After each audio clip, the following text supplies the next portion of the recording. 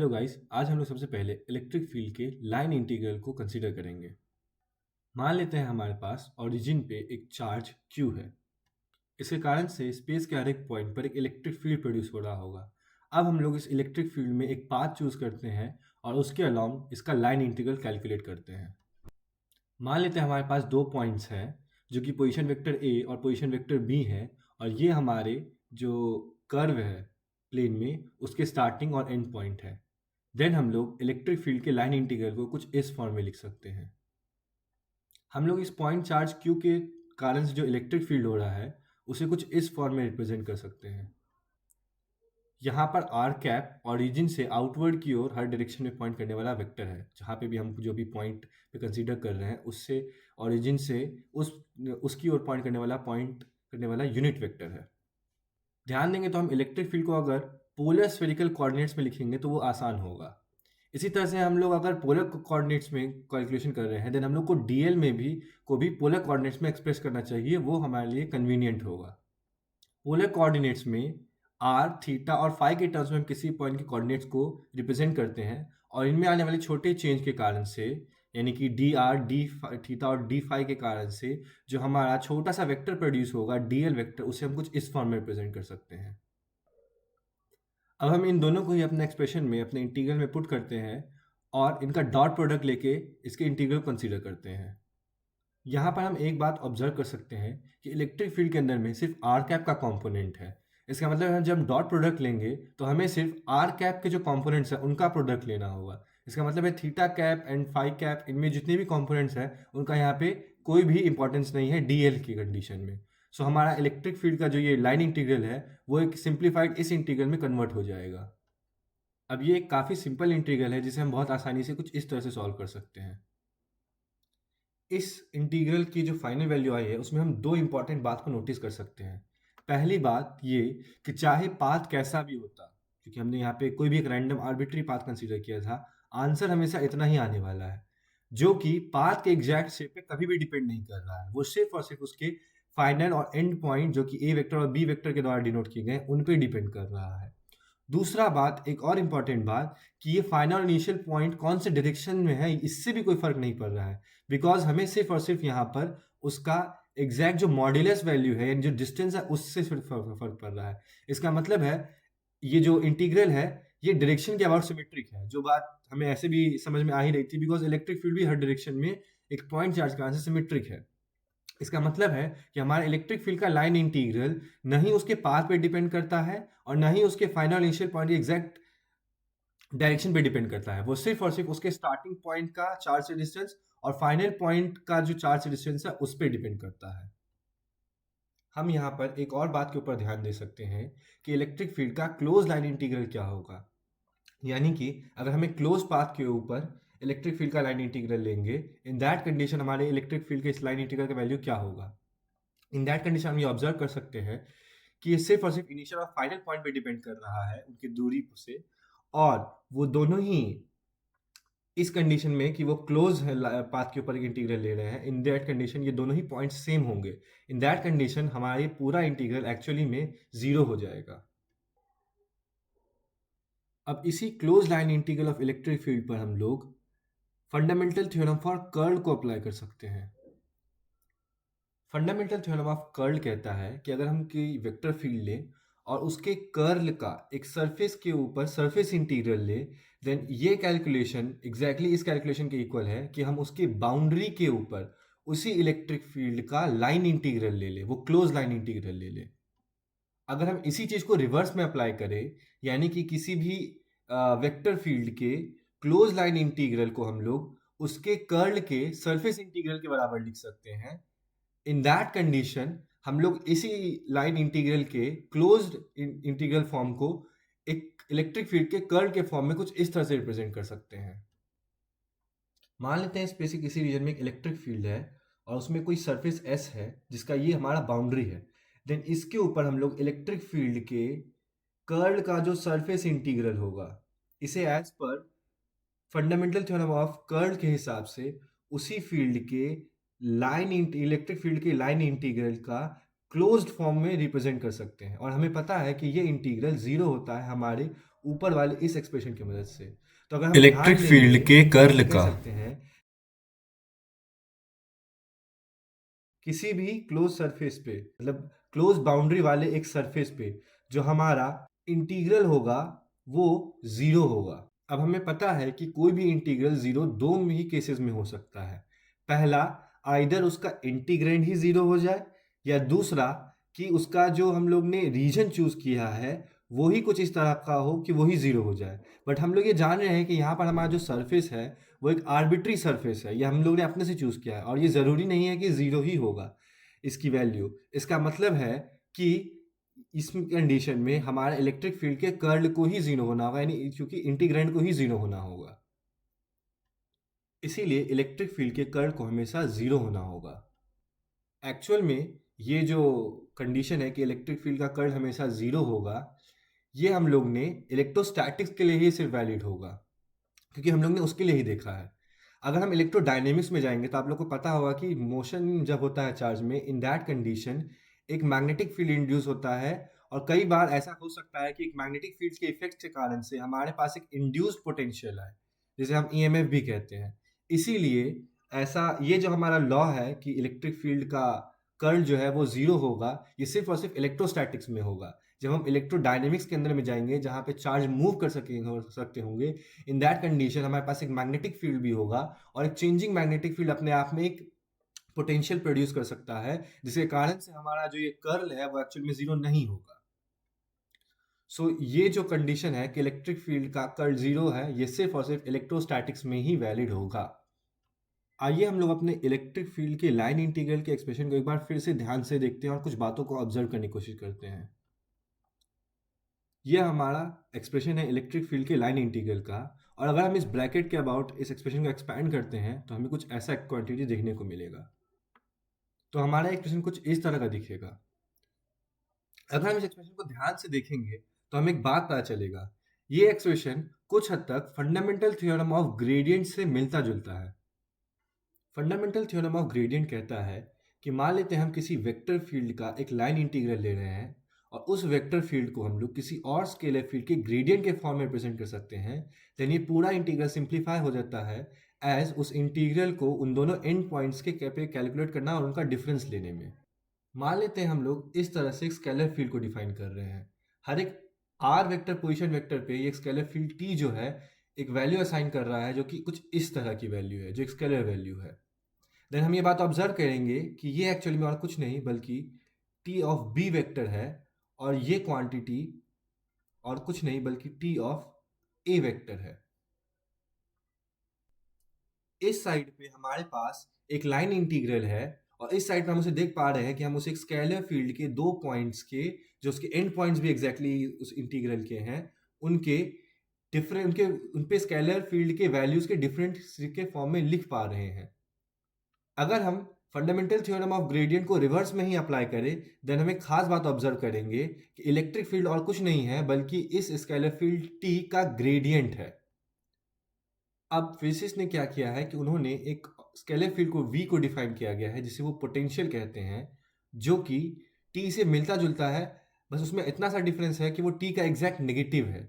In that condition v का expression कुछ इस तरह से दिखेगा, और उसका इलेक्ट्रिक फील्ड के साथ कुछ इस तरह के रिलेशंस होंगे। तो इस तरह से हम लोग इलेक्ट्रिक पोटेंशियल जो कि स्केलर फील्ड है उसे डिफाइन करते हैं, और इसे अगर हम लोग प्रीवियस वाले इस एक्सप्रेशन में पुट करके देखेंगे तो हमें कुछ ऐसा एक्सप्रेशन देखने को मिलेगा। इस बात को एग्जैक्टली प्रूव भी किया जा सकता है अगर हम लोग जो हमारा पोटेंशियल हम लोग जिस तरह से स्केलर फील्ड को डिफाइन किया है उसका अगर एग्जैक्ट ग्रेडियंट हम लोग कैलकुलेट करते हैं, देन हमें एग्जैक्टली इलेक्ट्रिक फील्ड का जो एक्सप्रेशन है वही मिल जाएगा। अब यहीं पे अगर हम लोग फंडामेंटल थ्योरम ऑफ ग्रेडियंट्स का यूज़ करेंगे, देन हमें कुछ ऐसा एक्सप्रेशन देखने को मिलेगा। इसे हम बगल में जो रीजनिंग दिए गए हैं उसकी वजह से जस्टिफाई भी कर सकते हैं। अगर हम दूसरे वाले एक्सप्रेशन को ध्यान से देखेंगे, देन ये एक इंटीग्रल है, और इंटीग्रल में हमें, चूंकि एक इनडेफिनिट इंटीग्रल है, तो यहाँ पर हमें कॉन्सेप्ट ऑफ इंटीग्रेशन भी मिलेगा। और अगर हमें पोटेंशियल जो कि डिफाइंड है और इलेक्ट्रिक फील्ड भी डिफाइंड है, तो अगर हम ध्यान से देखेंगे देन हमें उस कांस्टेंट को ज़ीरो करना होगा। तो इसीलिए हम लोग इस एक्सप्रेशन को थोड़ा और क्लियरली एक ज़्यादा अच्छे फॉर्म में लिख सकते हैं, defining it in a definite integral form, जो कि कुछ इस तरह का दिखेगा। यहाँ दूसरा टर्म जो कि इस इंटीग्रल में हम लोग देख सकते हैं, यहाँ पे वी ए वाला टर्म है, उसे ज़ीरो करने के लिए, चूंकि यहाँ पर आर के एक्सप्रेशन में ये यहाँ पर आ रहा है, तो इसे ज़ीरो बनाने के लिए हमें आर को एक्चुअल में इन्फानाइट पे लेके जाना होगा। इसीलिए हम लोग इन्फानाइट से किसी पोजीशन वेक्टर आर तक के लिए इंटीग्रल इलेक्ट्रिक फील्ड का जो होगा लाइन इंटीग्रल, उसे एज पोटेंशियल डिफाइन कर सकते हैं उस पॉइंट का। पर आखिरकार फिजिसिस्ट ने इलेक्ट्रिक पोटेंशियल नाम की इस क्वांटिटी वी को क्यों डिफाइन किया, जब हम सारे ही तरह के फेनोमेनन्स को इलेक्ट्रिक फील्ड की वजह से काउंटर कर ही सकते हैं, उनके सॉल्यूशन को फाइंड कर ही सकते हैं, देन इस पोटेंशियल को डिफाइन करने की का फ़ायदा क्या होता है? इसका फ़ायदा ये है कि एक स्केलर फील्ड है और इससे हम लोग इलेक्ट्रिक फील्ड को आसानी से कैलकुलेट कर सकते हैं रैदर देन इलेक्ट्रिक फील्ड को डायरेक्टली कैलकुलेट करना।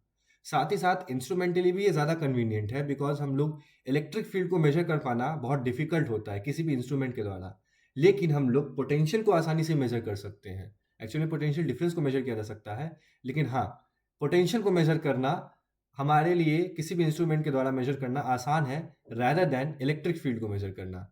इसीलिए हम लोग ये स्केलर क्वांटिटी पोटेंशियल वी को डिफाइन करते हैं, बिकॉज देन इसके थ्रू हम लोग इलेक्ट्रिक फील्ड कैलकुलेट कर सकते हैं और फिर हम लोग किसी भी तरह की क्वांटिटी को हैंडल कर सकते हैं, किसी भी तरह के क्वेश्चन को हैंडल कर सकते हैं इन इलेक्ट्रोस्टैटिक्स। अब हम लोग पोटेंशियल के कुछ इंपॉर्टेंट प्रॉपर्टीज को ध्यान से देखने की कोशिश करते हैं। इसमें से पहला प्रॉपर्टी है कि पोटेंशियल भी इलेक्ट्रिक फील्ड की तरह प्रिंसिपल ऑफ सुपरपोजिशन को फॉलो करता है। मान लेते हैं हमारे पास Q1 Q2 ऐसे करते हुए ढेर सारे चार्जेस हैं और स्पेस के किसी पॉइंट पर उनके कारण से जो अलग अलग इलेक्ट्रिक फील्ड है E1 E2 वो इस ढंग से दिए गए हैं और उनके कारण से जो वहाँ पे जो पोटेंशियल की वैल्यू होगी, इलेक्ट्रिक पोटेंशियल की वैल्यू, वो V1 V2 V3 होगी। इन दैट कंडीशन जो टोटल इलेक्ट्रिक फील्ड है उसके बारे में हम जो चीज़ लिख सकते हैं, उसके थ्रू हम लोग इलेक्ट्रिक फील्ड के बारे में भी, इलेक्ट्रिक पोटेंशियल के बारे में भी एक खास बात को कैलकुलेट कर सकते हैं। हम लोग नेट इलेक्ट्रिक फील्ड को E1 E2 इन सब का सम लिख सकते हैं और हर एक को हम लोग V1 V2 रिस्पेक्टिवली उनके ग्रेडियंट के फॉर्म में प्रेजेंट कर सकते हैं, एग्जैक्टली ग्रेडियंट के नेगेटिव के फॉर्म में। अब ग्रेडियंट जो होता है वो एडिशन के समय में, स्केलर फील्ड्स के एडिशन के समय में डिस्ट्रीब्यूटिव होता है। इसीलिए अगर हम लोग दो फील्ड्स को ऐड करके फिर उनका ग्रेडियंट ले रहे हैं या उनका ग्रेडियंट लेके बाद में उन्हें ऐड कर रहे हैं, हमें बाद में एक ही वैल्यू मिलेगी। इसका मतलब है कि हम लोग इन सबसे ग्रेडियंट को बाहर निकाल सकते हैं और हमें कुछ ऐसी क्वांटिटी मिलेगी। अगर हम इस टोटल सम को वी नेट लिख देते हैं, देन हमारे पास ये इक्वेशन आता है कि E net is negative of the gradient of net electric potential. इसका मतलब है कि अगर हमारे पास किसी सिस्टम के कारण से नेट इलेक्ट्रिक पोटेंशियल, जहां पर अगर हम उसे डायरेक्टली एल्जेब्रिक सम के रूप में रिप्रेजेंट कर रहे हैं, in that condition electric field को हम लोग डायरेक्टली उसके ग्रेडियंट के नेगेटिव के फॉर्म में calculate electric potential. That is why हमारा प्रिंसिपल ऑफ सुपरपोजिशन को फॉलो करता है, यानी किसी पॉइंट पर अगर डिफरेंट चार्ज के कारण से V1 V2 ऐसे करते हुए ढेर सारा इलेक्ट्रिक पोटेंशियल है, देन वहां पे जो नेट इलेक्ट्रिक पोटेंशियल होगा वो जस्ट उन सबका सम हो जाएगा। नेक्स्ट हम लोग पोटेंशियल का जो लप्लासियन है उसे कैलकुलेट करने की कोशिश करेंगे। अब हमें पता है कि किसी भी स्केलर फील्ड का जो लप्लासियन होता है वो उसके ग्रेडियंट का डाइवर्जेंस होता है। हम इसी बात को यहाँ पे अप्लाई करते हैं और देखते हैं कि हमें लप्लासियन ऑफ इलेक्ट्रिक फील्ड क्या मिलता है। हम ये जानते हैं कि पोटेंशियल का जो ग्रेडियंट का नेगेटिव वैल्यू होता है वो इलेक्ट्रिक फील्ड होता है। इसका मतलब है इसका जो ग्रेडियंट है, पोटेंशियल का जो ग्रेडियंट है, वो एग्जैक्टली इलेक्ट्रिक फील्ड का नेगेटिव हो जाएगा। तो इसे हम कुछ ऐसे लिख सकते हैं। अब हम लोग नेगेटिव को डाइवर्जेंस के बाहर ले जा सकते हैं और उससे हमें ये मिलेगा। लेकिन गॉस लॉ के डिफरेंशियल फॉर्म से हम जानते हैं कि इलेक्ट्रिक फील्ड का जो डाइवर्जेंस होता है वो रो बाय एप्सिलॉन नॉट होता है। सो फाइनली हम लोग इलेक्ट्रिक फील्ड के लप्लासियन को इस तरह से लिख सकते हैं।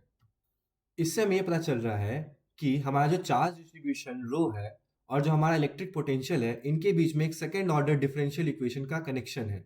इसका मतलब एक सेकेंड ऑर्डर डिफरेंशियल इक्वेशन को सॉल्व करके हम लोग इलेक्ट्रिक पोटेंशियल को कैलकुलेट कर सकते हैं।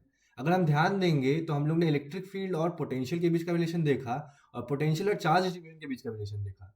इसका मतलब है कि हम लोग को अगर पोटेंशियल पता हो तो हम ना केवल इलेक्ट्रिक फील्ड ही पता लगा सकते हैं, हम चाहे तो चार्ज डिस्ट्रीब्यूशन तक भी पता लगा सकते हैं।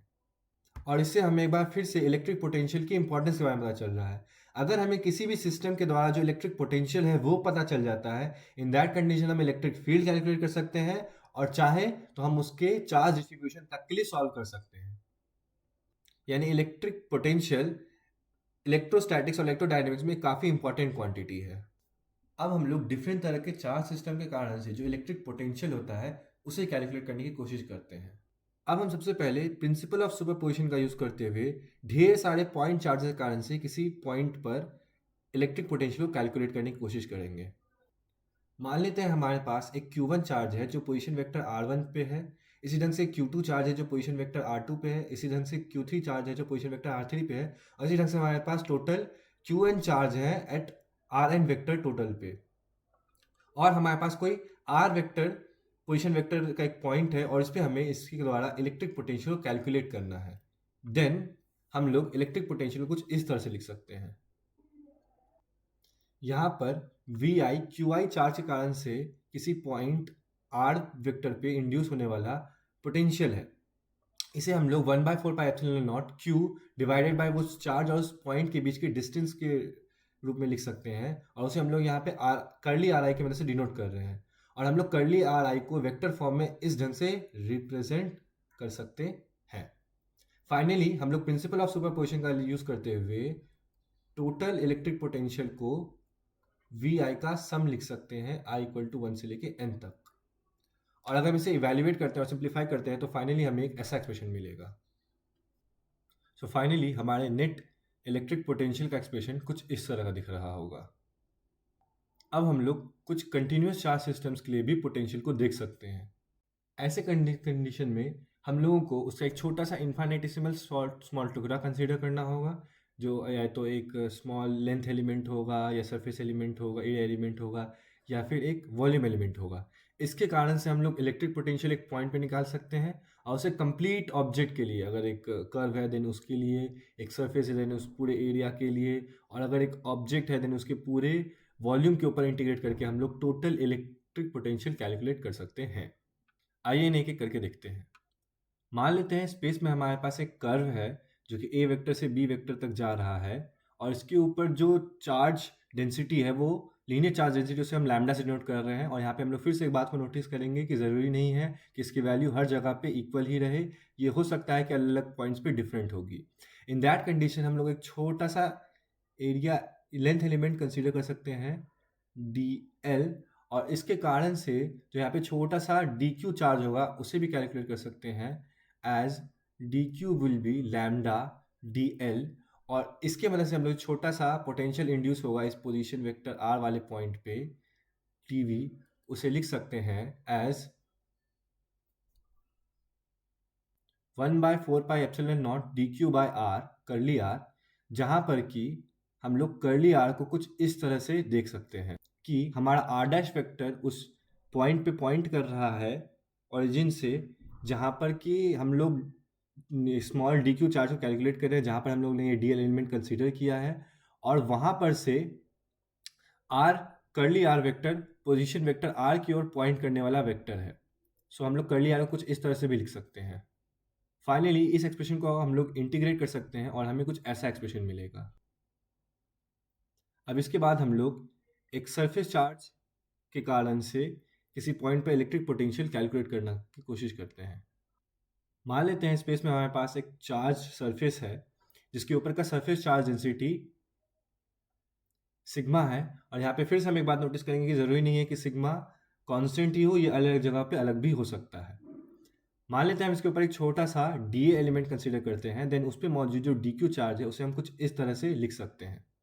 और यहाँ पर ये एलिमेंट आर डैश वेक्टर पे लोकेटेड है। मान लेते हैं हम किसी पोजीशन वेक्टर आर पर इसके द्वारा इलेक्ट्रिक फील्ड को कैलकुलेट करते हैं इस छोटे से डी क्यू चार्ज के कारण से, देन हम उसे कुछ इस तरह से रिप्रेजेंट कर सकते हैं। और इसी को इंटीग्रेट करके हम लोग अपने इलेक्ट्रिक पोटेंशियल के फाइनल एक्सप्रेशन पे जा सकते हैं जो कि कुछ इस तरह का दिखेगा। अब हम लोग एक चार्ज्ड ऑब्जेक्ट के कारण से जो इलेक्ट्रिक पोटेंशियल होगा किसी आर्बिट्री पोजीशन पे उसे कैलकुलेट करने की कोशिश करते हैं। मान लेते हैं हमारे पास एक चार्ज बॉडी है जिसका वॉल्यूम v है और इसके हर एक पॉइंट पर एक वॉल्यूम चार्ज डेंसिटी रो है, जो कि ज़रूरी नहीं है कि हर जगह कांस्टेंट होगा, वो अलग जगह डिफरेंट भी हो सकता है। हम लोग इसके ऊपर एक छोटा सा D tau volume element consider करते हैं जो आर डैश वेक्टर पे मौजूद है और इसके कारण से आर वेक्टर पे इसके कारण से जो पोटेंशियल होगा उसे कैलकुलेट करते हैं और उसे कुछ हम लोग इस तरह से लिख सकते हैं यहाँ पर हमारा डी क्यू उस छोटे से वॉल्यूम एलिमेंट का चार्ज है, जो कि इसको हम लोग रो डी टाउ लिख सकते हैं। उसी कारण से जो हम लोग पोटेंशियल होगा डी वी, उसे 1/4πε0 D Q by curly R लिख सकते हैं। और इसे इंटीग्रेट करके हम लोग टोटल पोटेंशियल को कैलकुलेट कर सकते हैं, जो कि कुछ इस तरह का दिख रहा होगा। तो हमारा फाइनल एक्सप्रेशन कुछ इस तरह का दिख रहा होगा। तो अब तक हम लोगों ने इलेक्ट्रोडायनेमिक्स में देखा कि अगर हमारे पास कोई चार्ज डिस्ट्रीब्यूशन है, उसके कारण से एक इलेक्ट्रिक फील्ड प्रोड्यूस होगा और उसके कारण से एक पोटेंशियल भी प्रोड्यूस होगा। और एक्चुअल में हम ध्यान देंगे तो हम लोग को अगर इनमें से कोई भी एक पता है तो हम लोग बाकी दोनों को कैलकुलेट कर सकते हैं, और उसके थ्रू हम लोग जो भी क्वांटिटी ज़रूरी होगी अपने क्वेश्चन को सॉल्व करने के लिए उसे पा सकते हैं और उस ढंग से अपने किसी भी प्रॉब्लम को सॉल्व कर सकते हैं। इन तीनों ही क्वांटिटीज़ के बीच का रिलेशन कुछ इस तरह का दिखता है, जिसे हम इस डायग्राम के थ्रू रिप्रेजेंट कर सकते हैं। यहाँ पर अगर हम चार्ज डिस्ट्रीब्यूशन दे रखा हुआ है तो उससे हम लोग इलेक्ट्रिक फील्ड और पोटेंशियल इन फॉर्मूले की मदद से कैलकुलेट कर सकते हैं। अगर हमें इलेक्ट्रिक फील्ड या पोटेंशियल में से कोई एक चीज़ पता हो तो उससे हम दूसरी को कैलकुलेट कर सकते हैं कुछ इस फॉर्मूले की मदद से। और इलेक्ट्रिक फील्ड के डाइवर्जेंस और या तो फिर पोटेंशियल के लैप्लासियन के थ्रू हम लोग चार्ज डिस्ट्रीब्यूशन को कैलकुलेट कर सकते हैं कुछ इस तरह से। यानी कि अगर हमें इलेक्ट्रिक फील्ड, चार्ज डिस्ट्रीब्यूशन या पोटेंशियल इनमें से कोई भी एक चीज़ पता हो तो हम बाकी दोनों को कैलकुलेट कर सकते हैं और फिर हम लोग अपने प्रॉब्लम को सॉल्व कर सकते हैं। अब ध्यान देंगे तो इनमें से वो क्वांटिटी जिसे मेजर करना सबसे आसान है वो हमारा इलेक्ट्रिक पोटेंशियल है। और इसीलिए हम लोग जनरली जब भी कोई क्वेश्चन को सॉल्व करते हैं तो हम लोग पोटेंशियल को सॉल्व करने की कोशिश करते हैं, और उसके थ्रू हम लोग इलेक्ट्रिक फील्ड और पोटेंशियल को भी कैलकुलेट करने की कोशिश करते हैं। इसके अलावा अब तक में हम लोग ने जो दो इंपॉर्टेंट फील्ड्स इलेक्ट्रिक फील्ड और इलेक्ट्रिक पोटेंशियल को देखा है, जिनमें से एक वेक्टर फील्ड और एक दूसरा एक स्केलर फील्ड है, उससे रिलेटेड हमें उन पर ये इंपॉर्टेंट ऑपरेशंस का कैलकुलेशन पता है, जो कि कुछ इस तरह से है। हमें ये पता है कि इलेक्ट्रिक फील्ड का divergence rho by epsilon not होता है और इसका कर्ल जीरो होता है। ये दोनों ही सिर्फ और सिर्फ इलेक्ट्रोस्टैटिक्स में वैलिड होंगे। स्पेशली पहला वाला तो भले ही हर जगह वैलिड होगा, लेकिन दूसरा वाला स्पेशली सिर्फ और सिर्फ इलेक्ट्रोस्टैटिक्स में ही वैलिड होगा। इन दोनों इक्वेशंस को अगर ध्यान से देखेंगे तो पहला वाला एक्चुअल में कुछ नहीं बल्कि मैक्सवेल्स फर्स्ट इक्वेशन है, और दूसरा वाला मैक्सवेल सेकंड इक्वेशन है, बट सिर्फ और सिर्फ इलेक्ट्रोस्टैटिक्स में लिमिटेड। इसके अलावा हम लोग ने इसके इलेक्ट्रिक फील्ड के क्लोज सरफेस इंटीग्रल और उसके लाइन इंटीग्रल को भी ध्यान से देखा। इसके अलावा हम लोग ने पोटेंशियल से रिलेटेड भी दो इंपॉर्टेंट क्वांटिटीज को कैलकुलेट किया। हम लोगों ने देखा कि बेसिकली इसका ग्रेडियंट जो होता है वो इलेक्ट्रिक फील्ड का नेगेटिव होता है और इसका Laplacian minus rho by epsilon not होता है। तो आज हम लोग ने इलेक्ट्रिक फील्ड के लाइन इंटीग्रल को देखा, उसके कर्ल को देखा। इसके अलावा हम लोग ने पोटेंशियल को डिफाइन किया, उसके यूज़ को देखा, उस पर इस प्रिंसिपल ऑफ सुपरपोजिशन को अप्लाई किया जा सकता है, इसको देखा और उसकी प्रॉपर्टीज़ को देखा। साथ ही साथ हम लोग ने अलग अलग तरह के चार्ज सिस्टम का आंसर जो पोटेंशियल होता है उसे देखा, और देखा किस तरह से हमारे चार्ज डिस्ट्रीब्यूशन, इलेक्ट्रिक फील्ड और इलेक्ट्रिक पोटेंशियल ये तीनों ही आपस में कनेक्टेड प्रॉपर्टीज़ हैं, और इनके थ्रू हम लोग एक दूसरे को कैलकुलेट कर सकते हैं। आई होप आपको एक्सप्लेनेशन अच्छा लगा होगा। Thank you.